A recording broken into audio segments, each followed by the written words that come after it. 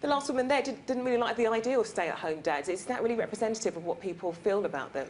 No, not at all. There's so many wonderful dads out there who are working, who are staying at home, who are working part-time, who see their kids part-time.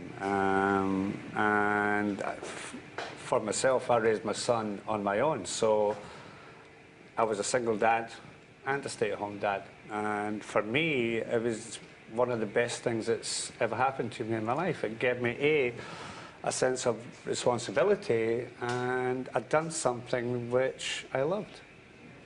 Is this something that you've seen from your experience working with men taking paternity leave and taking time off work to look after their children? Definitely. It's something that NCT thinks is really important. What we would like to see is the government doing more to enable dads who do want to spend a bit more time at home with their children, especially when they're very young, to be able to do so. I mean, paternity pay rates are really, really low at the moment, so for some families, it's not actually a choice that they can make, even though that will be right for them as a family. They can't afford to do that. I mean, Shane, Billy says he's had a fantastic experience bringing up his children as a single dad. Is this something that you experience? I mean, you say that you help create a positive attitude towards men bringing up children. Is there some kind of negative attitude? Well, I think it's people's expectations on fathers per se. I mean, that changes and it varies depending on who you speak to. You just heard there. So there are some individuals, young men particularly, we find, that have a very skewed idea of what fathering is and what they should be doing or what they shouldn't be doing. So yeah, there's a lot of work to do still there. Do you think, however, that when men do say that they are the main caregiver, yes, this is something that can be frowned upon or people can look down on? I think in wider society still today, when we say parents, what we mean is mothers. And so you'll find that when dads look around, there are very few services actually available for them. And so I think that's quite difficult for fathers more generally. And so what we need to do is we need to make a more inclusive environment that involves mothers and fathers. A bit of parity is needed.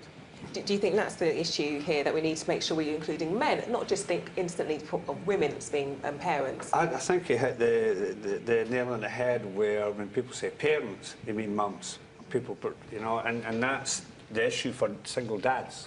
You know, there's not enough help out there for single dads, and that's why I set up Dad's House. And Dad's House is a social enterprise to help single dads in the practicalities of raising children on their own, such as cooking classes, coaching, counselling, football, and we launched a buddy service where we can meet dads for a coffee and just discuss any kind of issues that arises. What are the issues for you?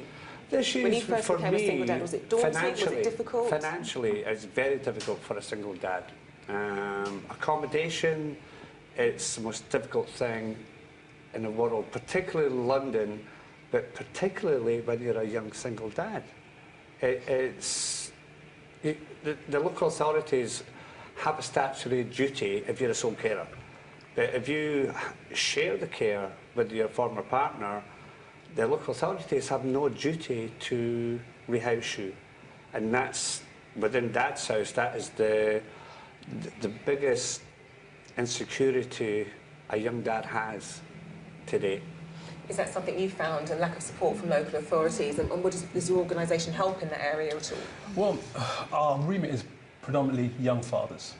So within that, I mean, you'll probably be surprised to know that we have no national mechanism for supporting young fathers, i.e. we don't know how many there are.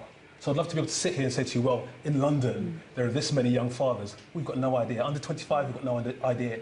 We work with fathers as young as 14 on issues. We have an expectant fathers course working with men that does more practical work with young men around things like holding their baby, feeding their baby, and supporting their partner in lots of different cases. But the fact is that still, on a wider level, as I was saying earlier on, nobody is really engaging with particularly younger fathers at all.